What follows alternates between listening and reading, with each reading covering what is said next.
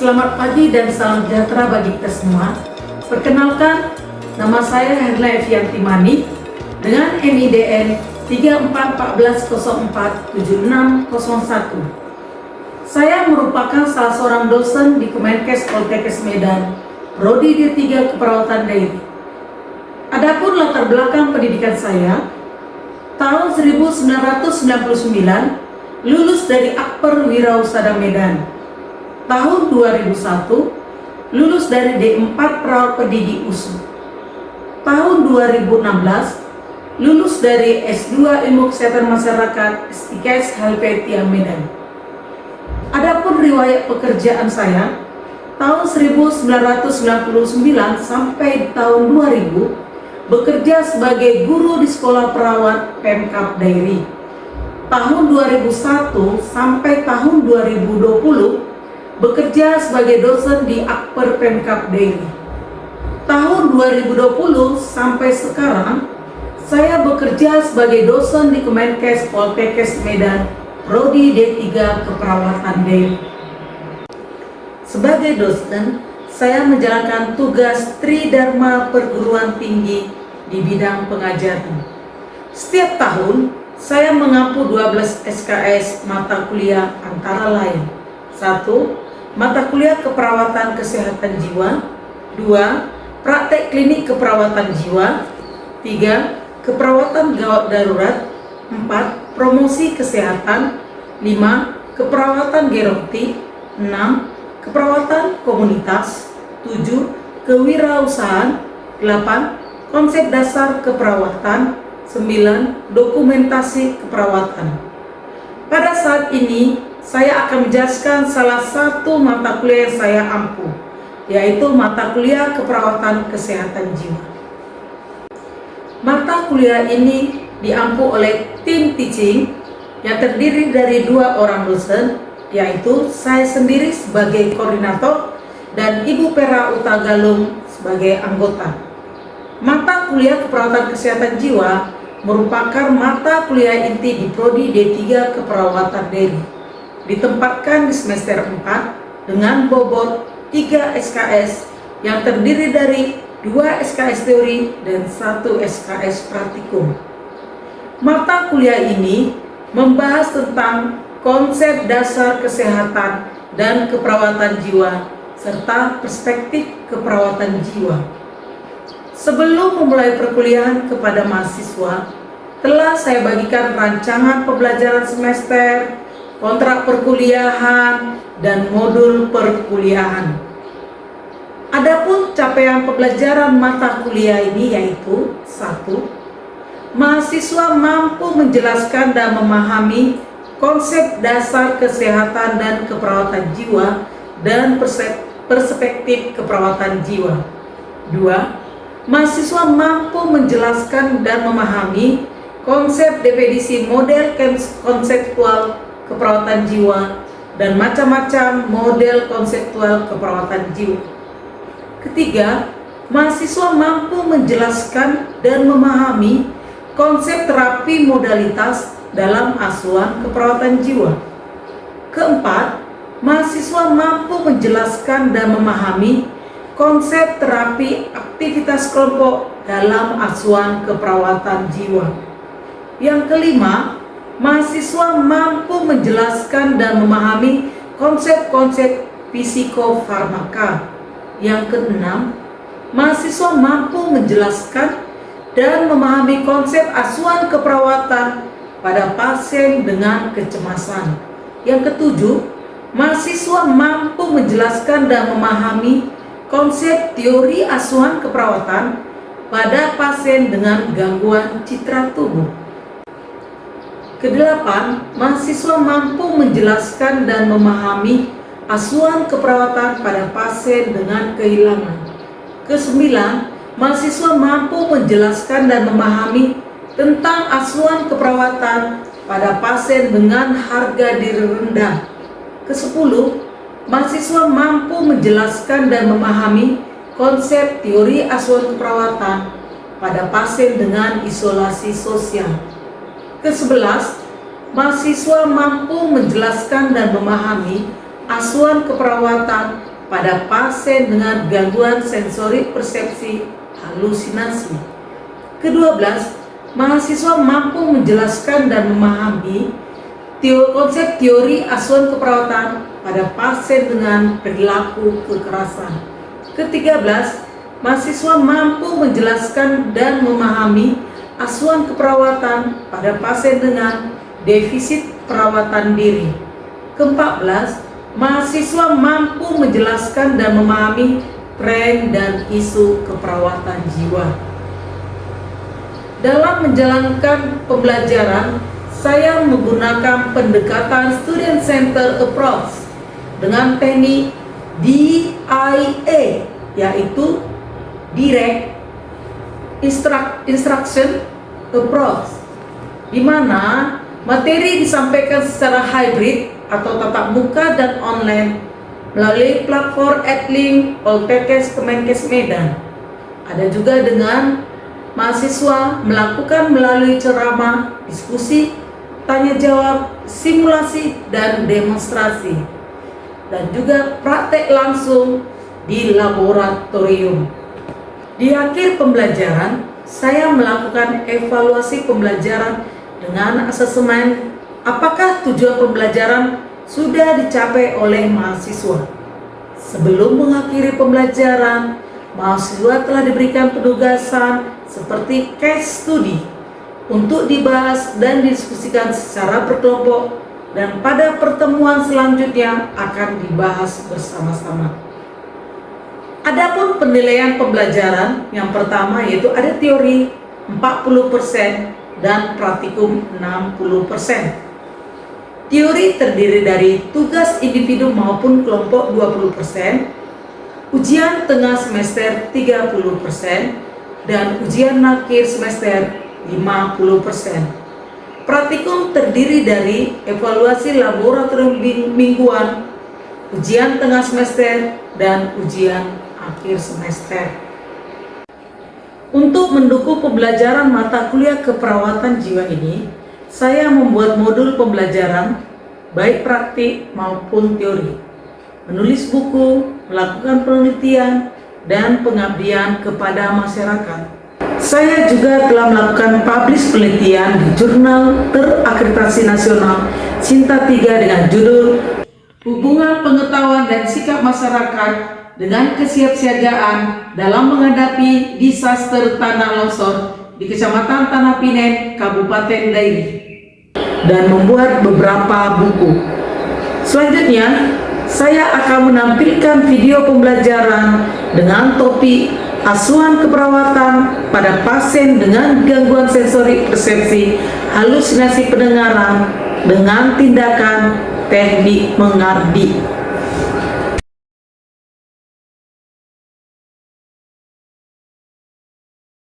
Guten Morgen alle zusammen. Guten Morgen, Pak.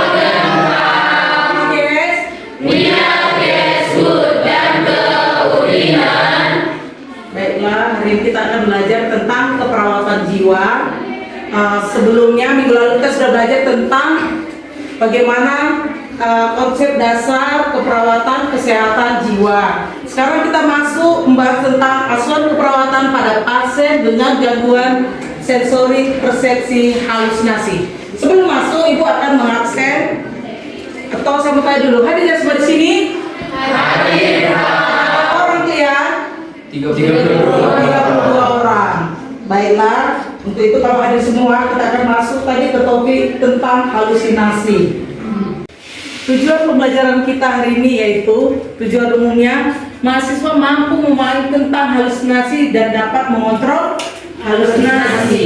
Tujuan daripada tujuan khususnya itu satu, mahasiswa mampu menjelaskan pengertian dari halusinasi, menjelaskan proses terjadinya halusinasi, menjelaskan macam-macam halusinasi, menjelaskan tanda-tanda dari halusinasi, menjelaskan cara mengontrol halusinasi yaitu dengan cara teknik menghardi. Kita masuk sekarang ke pengertian dari halusinasi. Mungkin di antara kalian sering mendengar kata halu atau halusinasi, ya kan? Siapa yang bisa menjawab apa itu halusinasi? Menghayal. lumayan. Mungkin ada lagi? Silahkan. Tidak sesuai dengan realita. Tidak sesuai dengan realita. Ya, bagus. Ada lagi yang lurus lagi?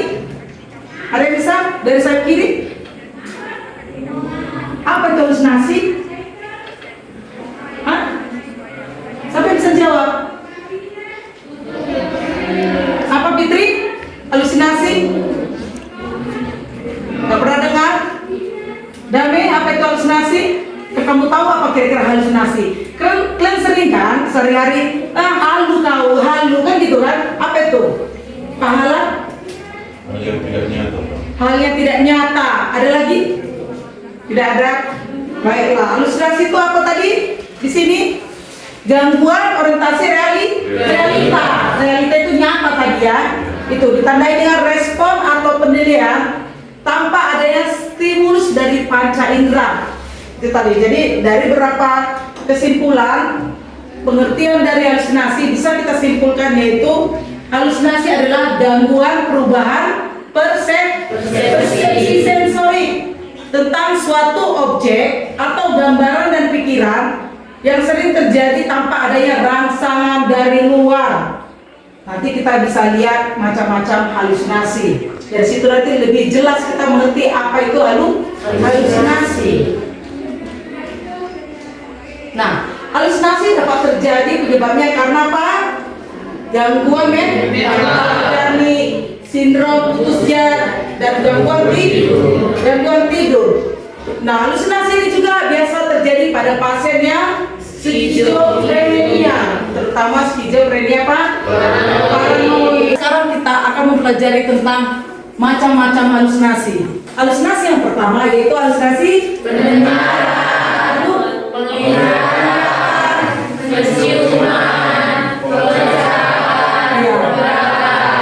ada berapa tadi halusinasinya? 5. Proses terjadi halusinasi. Yang pertama itu adalah proses apa? Yang sangat menyenangkan. Contohnya kalian punya masalah contohnya itu bersama pacar, lalu kalian di kamar mengurung diri, lalu kalian pasti apa? Menghayal itu menyenangkan nggak? Menghayal pergi sama pacar, jalan-jalan ke mall, misalnya jalan-jalan ke pantai, menyenangkan kan? Lalu masuk fase 2, lama-lama kalian tidak bisa lagi. Makin masuk fase 3 lagi, kalian tidak bisa lagi mengontrol kalian tidak bisa lagi tidur tanpa menghayal. Jadi itu bisa berbahaya. Itu bisa menimbulkan nanti masalah keperawatan jiwa. Diagnosa keperawatan yang muncul pada aspek halusinasi yang pertama itu adalah isolasi sosial. Yang kedua gangguan persepsi sensori halusinasi, lalu resiko perilaku kekerasan. Mungkin ada yang mau ditanyakan? Saya tahu. Itu bertanya tahu. Mengapa bisa terjadi resiko perilaku kekerasan pada pasien yang halusinasi? Kenapa bisa terjadi resiko perilaku kekerasan? Tadi seperti kita jelaskan, pasien ini biasanya pasien skizofrenia paranoid. Pasien pasti biasanya ini adalah curiga, dia takut. Lalu yang kedua lagi tadi, pasien ini mendengar, misalnya isi dari halusinasi, mendengar dia menyuruh dia memukul, misalnya membuli dia pasti akan marah. Bisa-bisa nanti dia akan melakukan tindakan kekerasan. Makanya kita tetap tadi jaga jarak. Jadi makanya kita katakan resiko perilaku kekerasan. Jadi pada waktu kita tadi melakukan teknik mengerti, kita juga harus melihat, mengobservasi perilaku pasien seperti tadi, matanya ada nggak melotot, lalu wajahnya bagaimana, rona wajahnya merah kan, lalu tangannya bagaimana tadi, apakah mengepal? Itu ciri-ciri orang akan melakukan apa? Perilaku kekerasan. Sudah ngerti? Udah Esther? Oke. Atau ada yang mau ditanyakan tentang diagnosa keperawatan? Prof mengatakan bahwa isolasi sosial itu menjadi salah satu diagnosa keperawatan pada halusinasi, Prof. Iya, isolasi sosial merupakan salah satu diagnosa keperawatan pada halusinasi. Seperti tadi kita praktekkan juga, tadi pasien mengatakan apa? Mendengar suara-suara itu pada saat dia mau tidur, pada saat dia menyendiri. Nah, awalnya dia menyendiri dulu. lama-lama dia tidak mau lagi berinteraksi dengan orang lain. Dia suka misalnya duduk di sudut-sudut tempat tidur karena dia sangat ini tadi mendengar suara-suara itu tadi, padahal teman-teman nggak mendengar. Jadi kalau dia sampaikan saya mendengar suara-suara ini kata sama temannya, belum tentu temannya berterima. Bahkan mungkin jangan-jangan temannya juga malah membuli dia. Nah seperti itu akhirnya dia menarik diri. Lama-lama pasien juga melakukan isolasi. Apalagi kalau tadi suara-suaranya itu menyuruh si pasien ini atau mendengar suara-suara yang sangat menyenangkan, misalnya suara-suara dia dengar itu mengajak bercanda, misalnya tadi kalau perilaku kekerasan yang menyuruh dia memukul, membuli dia. Seandainya yang dia dengar itu suara misalnya pujian, suara-suara yang dengar itu lucu-lucu, jangan-jangan dia nggak mau lagi berteman sama orang, dia asik dengan dirinya sendiri dengan mendengar suara-suara itu tadi. Makanya pasien ini biasanya bisa menimbulkan apa? Isolasi sosial, suka menyendiri. Perilaku halusinasi yang pertama itu apa? Lalu mungkin si Desina, apalagi? Ketakutan. Adi? Gelisah sampai tidak bisa tidur. Lalu bagaimana lagi? Perilaku memaksa diri, kurang perhatian, maksudnya kurang perhatian terhadap diri sendiri, lingkungan dan orang lain, sehingga bisa menimbulkan dia menjadi defisit perawatan diri. Lalu di situ juga ada tidak mampu mengambil keputusan. Contohnya tidak mampu mengambil keputusan. Kalau dia sudah mengalami gangguan halusinasi, kamu suruh pilih contohnya. Kamu pilih makan dulu atau mandi dulu? Sering kan bencok seperti itu kan sama anak-anak. Makan dulu atau mandi dulu? Biasanya kalau dia pasien jiwa pasti memilih makan dulu. Tapi yang normalnya seharusnya apa? Makan dulu atau mandi dulu? Mandi dulu baru makan. Tapi biasanya pasien jiwa pasti meminta makan. Itu maksudnya tidak mampu mengambil keputusan yang ringan ya, apalagi yang berat. Lalu masuk ke incoherent, bicara sendiri dan lain-lain. Makanya kalian kalau di kamar sering bicara sendiri, hati-hati nanti dibilang kan sudah orang dengar gangguan jiwa. Kalian sering kan buka HP, ketok-ketok sendiri. Hati-hati kalian, lama-lama nanti kebiasaan. Si nanti tak tahu kalian. Mungkin si Adi sering melakukan itu di kamar ya, dia serama ya. Itu tadi ya kan. Hati-hati Adi. Ciri-ciri apa? Gangguan jiwa. Apa itu incoherent? Apa incoherent? Tidak nyambung. Contohnya si Adi, saya tanya, nama bapak siapa? Ini tangga dia pasien jiwa ya. Dia jawab apa? Saya kan suster tinggal di Panji Bako misalnya. Kan yang ditanya A, dijawabnya B. Ditanya nama, dijawabnya alamat. Itu maksudnya incoherent. Tidak ada hubungannya, tidak nyambung pembicaraannya. Nah sekarang kita akan melakukan tindakan untuk mengontrol halusinasi. Kita akan praktekkan bagaimana cara mengontrol halusinasi, yaitu dengan teknik menghati. Mungkin ada salah satu dari kalian bisa jadi pasien jiwa. Oh bisa, oke. Silakan ambil kursi taruh di tengah. Selamat pagi Pak, saya Suster Herlina, biasa dipanggil Suster Lina. Bapak Pak Gideon, enaknya Bapak dipanggil apa? Deon. Oke Pak, saya mendapat informasi dari pegawai dinas di ruangan ini sebelumnya bahwa Bapak katanya sering mendengar suara-suara. Nah, kalau bisa tahu saya Pak, kira-kira kapan aja Bapak mendengar suara-suara itu? Suara itu saya dengar pas lagi sendiri dan pas mau tidur ke malam hari. Apa isi halusinasi Bapak itu? Atau suara-suara Bapak dengar itu kira-kira seperti apa Pak? Saya mendengar suara yang membilangkan saya itu bodoh, tidak berguna dan jelek. Oke, baiklah Pak. Memang menurut Bapak itu ada suara-suara yang mendengar, ya kan Pak, yang mengejek Bapak, yang mengatakan Bapak bodoh. Padahal menurut teman Bapak itu tidak ada. Kan seperti itu kan Pak? Baiklah, hari ini kita akan belajar bagaimana cara menghadapi suara-suara yang Bapak dengar itu dengan cara menolaknya, yaitu dengan teknik mengerti. Baik Pak, bisa Bapak mengikuti instruksi saya? Tangannya tolong direntangkan Pak. Tutup matanya, lalu tutup telinga dengan tangan. Lalu katakan, kamu tidak nyata, kamu tidak benar.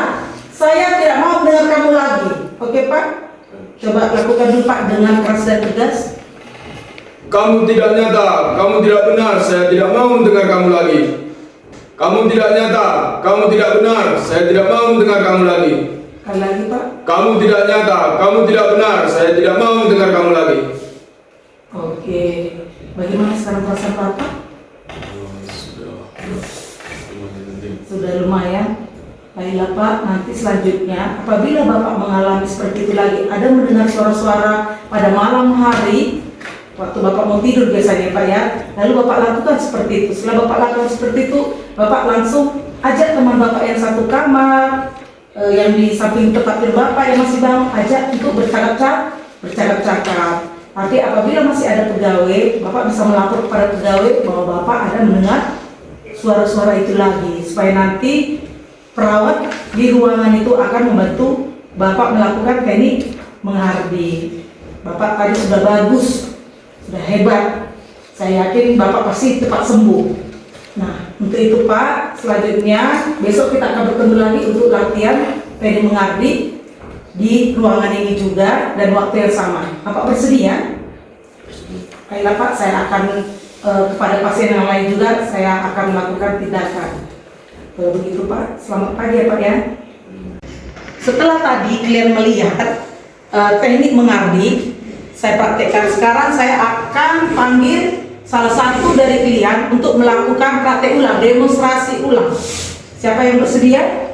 Saya Pak. Oke, Diva silahkan.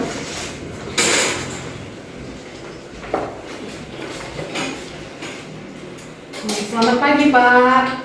Perkenalkan, saya Suster Diva. Saya senang dipanggil Diva. Apakah Bapak benar dengan Bapak Gideon? Bapak senang dipanggil apa Pak? Deon. Baiklah Pak. Di sini saya akan mengajarkan Bapak untuk cara menghadapi suara yang Bapak dengar dengan cara menolaknya. Apakah Bapak bersedia? Bersedia. Sebelumnya Pak, kapan Bapak sering mendengar suara-suara tersebut? Saya mendengar suara-suara tersebut pas lagi sendiri dan pada saat mau tidur. Suara yang seperti apa? Apa isi dari suara yang Bapak dengar? Suara yang saya dengar yaitu suara yang membilangkan kamu bodoh, tidak berguna dan jelek. Apakah Bapak mendengarnya setiap hari? Iya. Baiklah Pak, saya akan mulai mengajarkan Bapak cara untuk menghilangkan suara-suara tersebut ya Pak. Yang pertama Bapak letakkan tangan Bapak keduanya di telinga. Kemudian Bapak mengatakan dengan kuat, yaitu kamu tidak nyata, aku tidak mau dengar kamu lagi. Bapak ulangi sampai Bapak merasa lebih nyaman dan merasa suara itu hilang. Kamu tidak nyata, saya tidak mau mendengar kamu lagi. Kamu tidak nyata, saya tidak mau mendengar kamu lagi.